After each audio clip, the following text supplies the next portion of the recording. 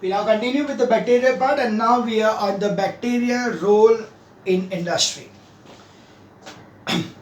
Now bacteria has a very extensive use in industry. You have already read about the role in reproducing certain types of medicine on a large scale.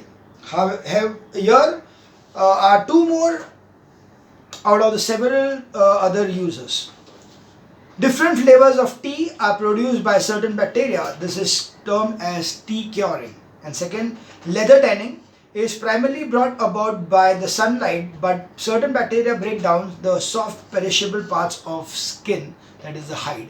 So two industries, one is the tea industry. In the tea industry, the different flavors of the tea are available by the use of different bacterias in them. And secondly is the tanning industry. The tanning industry is the industry in which the leather is formed. So leather is going to be formed. So in this case, the skin of the animal is going to be first dried with the sunlight. But apart from that, certain bacteria are also going to act upon the skin for breakdown of that particular part. So soft perishable parts of the skin. So that is the hide. Now we see certain things what a bacteria does called the spoilage of the food, and accordingly what is the method by which we can avoid the bacterial food contamination. So food contamination by the bacteria can be stopped. So this is now the spoilage of food by bacteria. Many bacteria spoil cooked food, milk, fruits and vegetables by the process of decaying or fermentation, particularly during summer. The spoilage may sometimes be to the extent of causing food poisoning.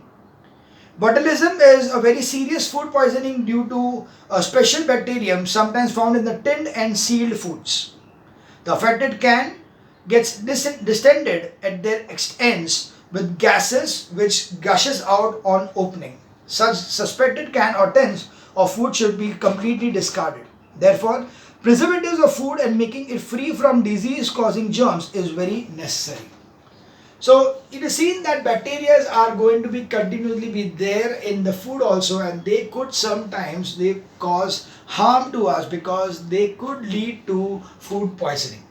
A very good example of that is botulism, in which normally takes place in canned food. So when the food is canned, okay, they say oh canned beans होते हैं या canned pineapple होते हैं, तो वो canned condition जो होता है उसके अंदर many times it happens that the bacterial growth is taking place inside, and then when you open it up there will be a particular kind of a foul smell coming out, and that particular thing is basically the the decaying of that particular food material inside the can. So then normally what they do is that they will be adding a lot of amount of preservatives so that this particular thing doesn't happen. And then we have got another methods also for making it free from germs.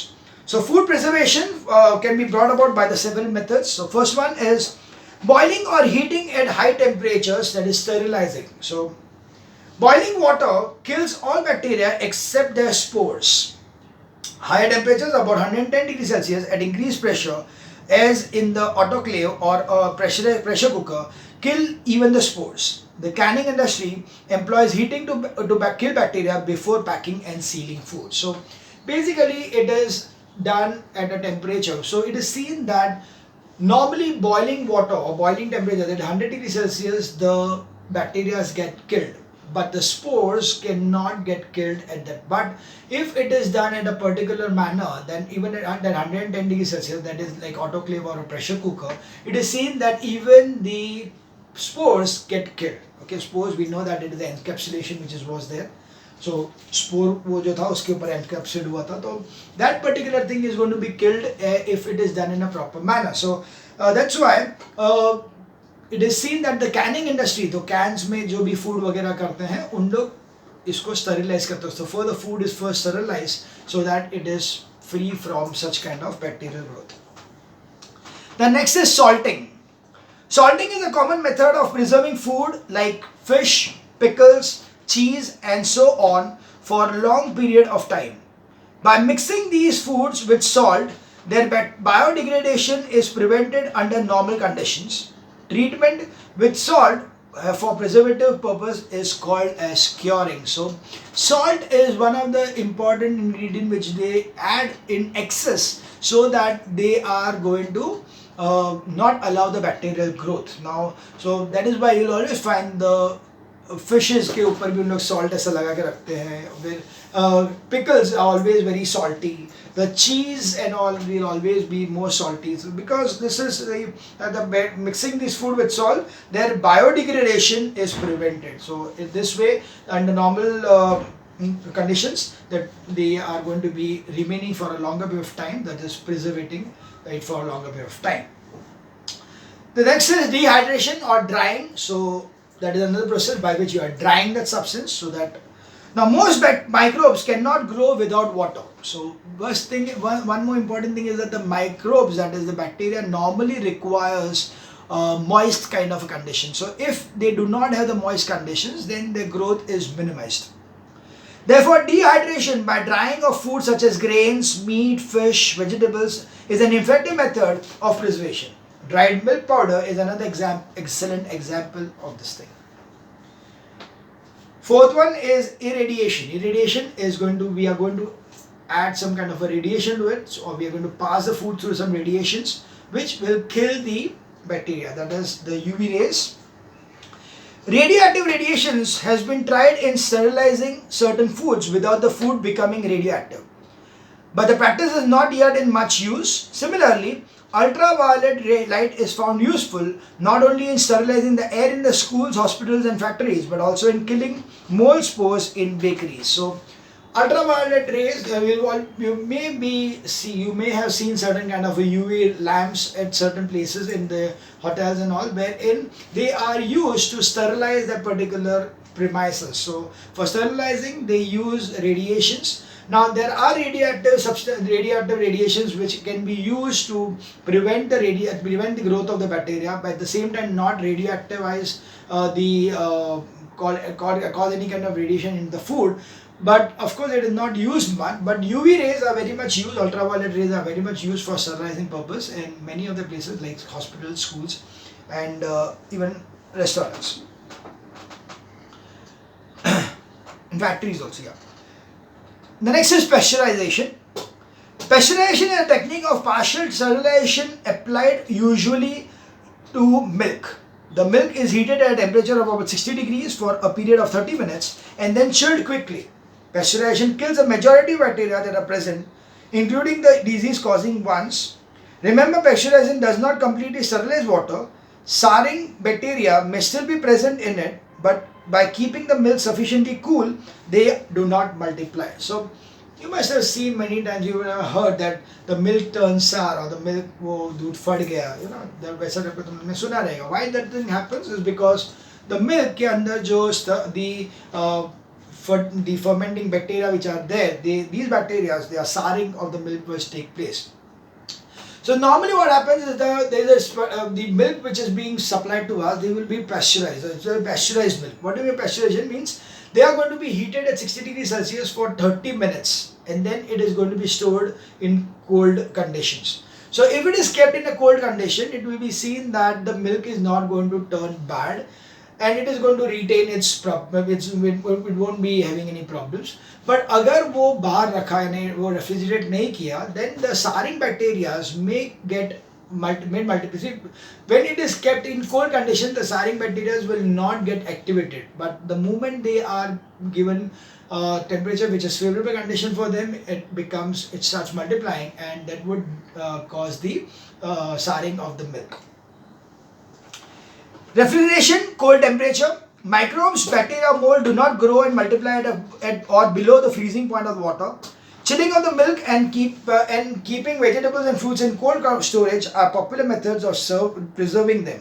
Frozen fish or frozen vegetables keep fresh for a long time. Domestic refrigerators cools at 0 to 5 degrees Celsius for short-term storage, and deep freezing cools to -20 to -30 degrees Celsius for long-term storage. So normally it is seen that the food will, whenever you're in your house also, if you get number of vegetables and fruits, you will store it in the refrigerator. Why would you do that? Because if it is in the refrigerator, it will not have any bacterial growth possible on it, because at low temperatures the bacterial growth is minimized. So normally the food is going to be stored in the refrigerator where the temperature is between 0 to 5. But if you want to store it for a much longer period, we have frozen substances. The frozen food will always be stored in a deep freezer, which will be at a temperature of minus 20 to minus 30 degree Celsius. The last one is strong concentration and chemicals. Jams and pickles do not get spoiled. They have a strong concentration of sugar and salt respectively. The increased concentration of the solute causes plasmolysis and death of any bacteria or mold that may creep in. Sometimes preservatives like sodium benzoate are also added to tin food and squashes. So you'll always find that anything which is going to be like pickles, they are extremely salty. Now, if you think about certain jams and all, they will always be very sweet. Some pickles are also very sweet. So pickles and all which are going to remain for a longer period of time, which are going to be stored in a longer period of time, means normally they are prepared in once in a year kind of a thing. So those ones we are going to be preserved because of the presence of excess amount of salts or excess amount of salts or sugar in them. The excess amount of salt and sugar, what happens, what it does is that it will be by osmosis, it will take away the fluid from the bacteria and make the bacteria completely dry and kill it. So that is why it is, which is called as plasmolysis. Plasmolysis is the osmosis base में से bacteria में से पानी खींच लेता है, because the concentration of the solute in case of the pickle is much more. So pickle has got less amount of water and the bacteria has got more water. So water from the higher concentration goes to the lower concentration and accordingly the bacteria will get killed. So this is how the strong concentration is going to help you to preserve foods. Certain sodium benzoate which is added to the canned food, for tin food for and squashes. Bacterial diseases in plants and animals. In plants, two very common diseases of plants caused by bacteria are black rot of mustard and cauliflower and bacterial blight of cowpea, lubia. In animals, two common bacterial diseases of cattle around animals are anthrax, swelling of body and reducing milk yields, and bovine tuberculosis, this is lung affected dry husky cough.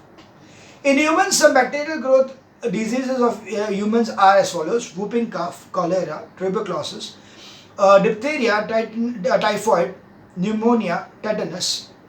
For more details, will be bacterial disease in human chapter, which is anyway consult for you all. The last is bioweapons. In some, it has come to knowledge that some countries may be preparing germ bombs which when exploded may simply release disease germs such as anthrax bacteria, which may take epidemic shape and cause widespread death generations after generation. So this is something unique, that the bioweapons can be formed and they can produce certain kind of bacterial thing which is going to be exposed into the area, and that is going to cause a widespread disease spread or an epidemic which is going to be formed in that widespread area, causing a lot of deaths.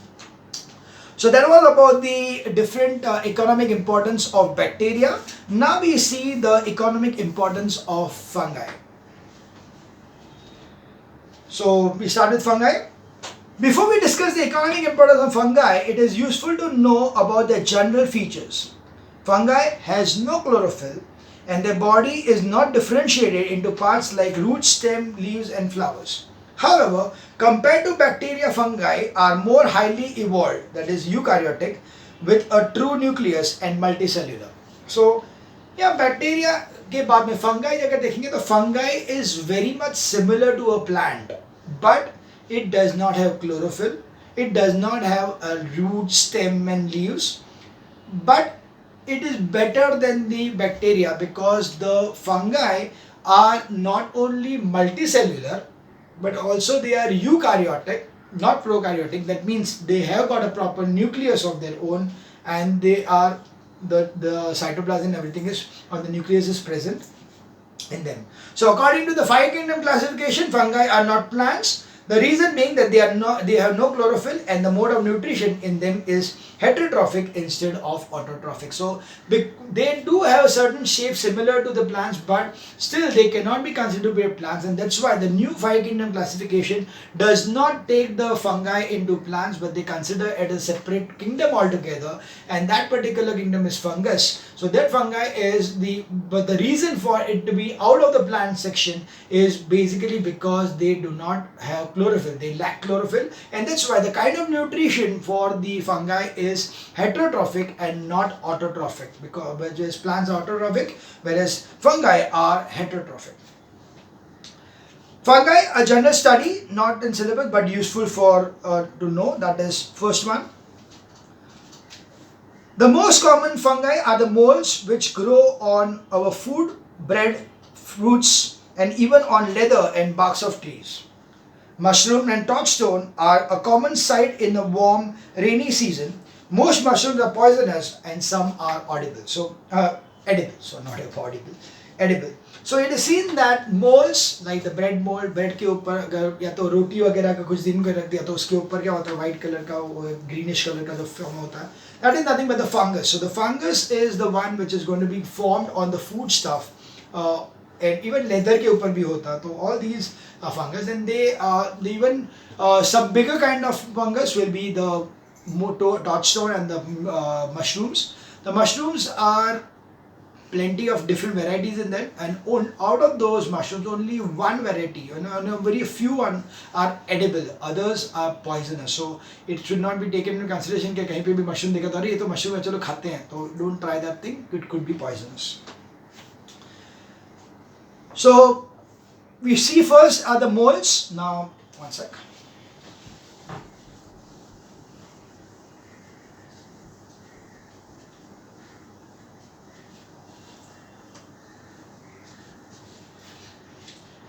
So the first we see are the molds. Now molds are basically the bread molds. So Rhizopus is a common bread mold. It grows not only on bread but also on a variety of other organic matter such as fruits, animal dung and leather goods.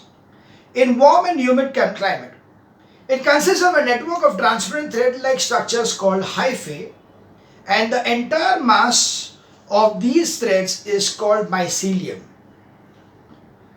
The penetrating hyphae secrete certain enzyme which digests the food in the bread stratum, extracellular digestion and absorption. So it's something like this, that there will be a network of fibers like this. So these network fibers will be having the kind of this over here and like this over here, and then there will be a protruding kind of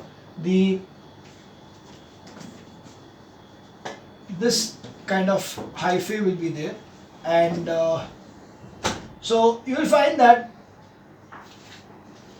these are the mycelium. Okay, these one are the one sec. Yeah, so the mycelium is the complete network. This when it is in the form of a network is called as a mycelium, and this mycelium has got so this one over here has got the spores, which is the reproductive part, which is a sporangium. So these are sporangium, and these are the hyphae. Okay.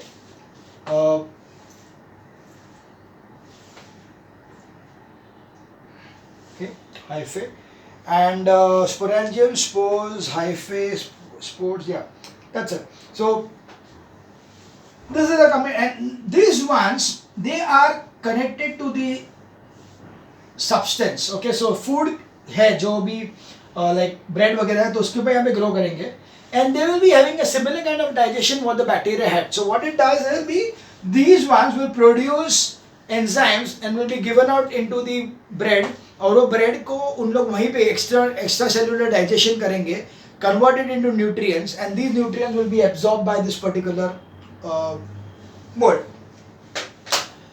So this is how the hyphae is, or the mycelium is, or the mold is going to have the nutrition. Reproduction in molds, bread mold is both asexual and sexual.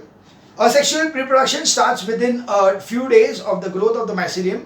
Some hyphae become erect, sporangiospores and swell up at their tips. The swollen tip is called the sporangium and then turns dark as the spores inside get mature. The sporangium bursts to liberate spores which are scattered by wind. Falling on a suitable substratum, the spores germinate if there is a suitable warmth and moisture and form a new mycelium.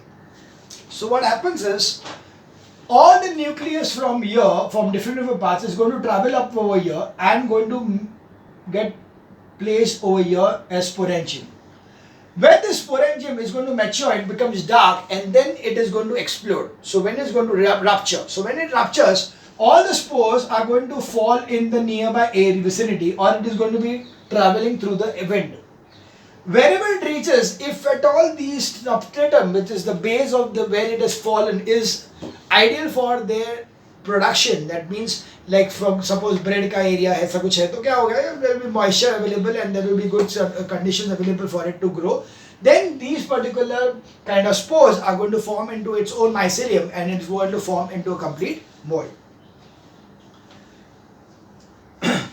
Next is yeast. Yeast are generally found in separate spherical cells. So they are separate spherical cells, and there are several species of yeast under the genus Saccharomyces. All yeast are one-celled fungi. They occur either singly or in the form of budding chains. So yeast, though normally they are single-celled, and they will be doing the reproduction by budding. So they will be either in the form of buds or they will be in single spherical structures. Occurrence yeast are found freely in the atmosphere. They readily grow in all kinds of sugary solutions and in any plant exudations containing sugar. They grow rapidly in grapes, in the nectar of flowers, in sugarcane juices, etc. So yeast is present in the atmosphere.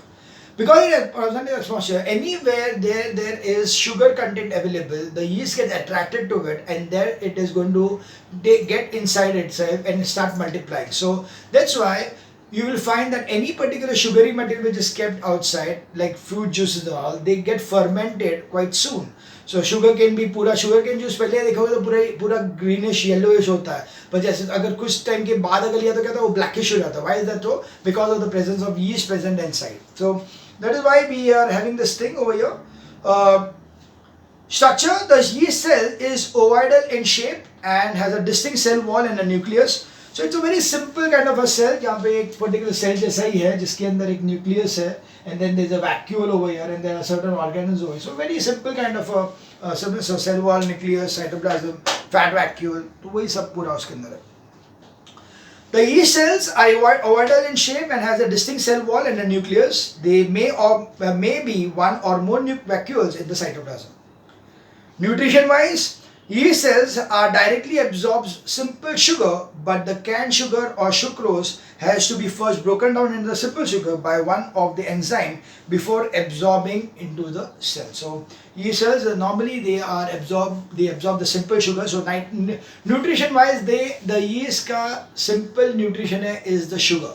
It is a simple sugar. So in case if it is a multiple sugar, complex sugar will be there, then it will be first breaking down into simple sugar and then it will be absorbed by the cell. Very unique thing about this yeast is that yeast is the one which respires anaerobically. Yeast is going to respire anaerobically. So yeast respire anaerobically in the absence of air without using oxygen. The respiration equation proceeds as follows. The C6H12O6 gives you C2H5OH plus CO2 plus 2 ATP. So you can see that the same equation was seen as anaerobic respiration of the animals, plants. So plants, when they respire anaerobically, they produce ethyl alcohol. So here ethanol or ethyl alcohol. So this ethanol is the one which is also produced by yeast. So yeast respires anaerobically, producing ethanol and carbon dioxide and only 2 ATP. So the number of energy currency produced by it is quite less. We now move on to the economic importance of yeast. The greatest importance of yeast to mankind is through their property of alcoholic fermentation. So, the main important use of yeast is in the form of alcoholic fermentation, because we know that alcohols are produced from fruit juices. Fruit juices contain sugar, and where sugar is there, the yeast will be there. So yeast is going to cause the fermentation of the alcoholic. Now what is going to happen is that the yeast is going to produce C2H5OH, that is nothing but ethyl alcohol. So this ethyl alcohol is going to be produced by just the respiration. You can see the respiratory method, C6H12O6 plus will give you C2H5OH plus CO2. This is the respiratory thing of yeast. So while respiration, the yeast always produces ethyl alcohol. So more the ethyl alcohol produced due to its respiration, more alcoholic will be that particular beverage. So accordingly, it is seen that greatest importance of yeast of mankind is to the property of alcoholic fermentation. The alcohol ethanol produced is of great commercial importance. When produced for beverage, the quality of the alcohol varies from the material fermented, but also with the kind of yeast employed. So depending upon what kind of yeast is employed to get this particular beverage converted into an alcohol, it will be depending on that के alcohol कितना important है या कितना costly है, right? So the alcohol variety will depend upon what is the main juice which was used, whether it's a grape juice or a barley juice or क्या है जिसको ferment किया है, and another thing is what kind of yeast is being employed inside for the production of the ethyl alcohol.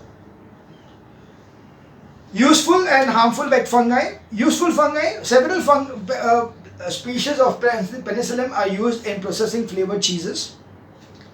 One of these species, Penicillium cryogenum, is most notable as the source of the first wonder drug penicillin, discovered by Alexander Fleming. So we just recorded in the last video that Alexander Fleming produced Penicillium notatum, which was a very good antibiotic. So of course the first fungi, which was the most important thing about fungi, will be some of the fungi can be used as penicillin, which is nothing but the antibiotic.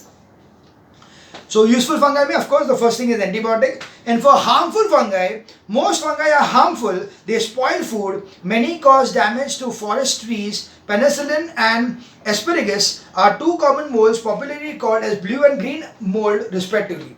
They grow on oranges, lemons and other citrus fruits. There are some fungi that cause diseases such as ringworms. Next time you happen to see a greenish fungus growing on the outer skin of the over-ripened rotting orange or lemon, be assured that it is some species of penicillin, but certainly do not come under the impression that it is used as penicillin. So of course the penicillium is going to be formed. Penicillium is a kind of a fungus which is going to grow on citrus fruits like oranges and lemons. So these oranges and lemons, when they are going to have that particular kind of spot on it, there is a formation of penicillium on it. So of course that is different from penicillin, which is a wonder drug. So that was the different kinds of harmful and useful fungi. Now we see the useful use of the fungus in different forms, that is antibiotic, etc. So but that will be in the next video.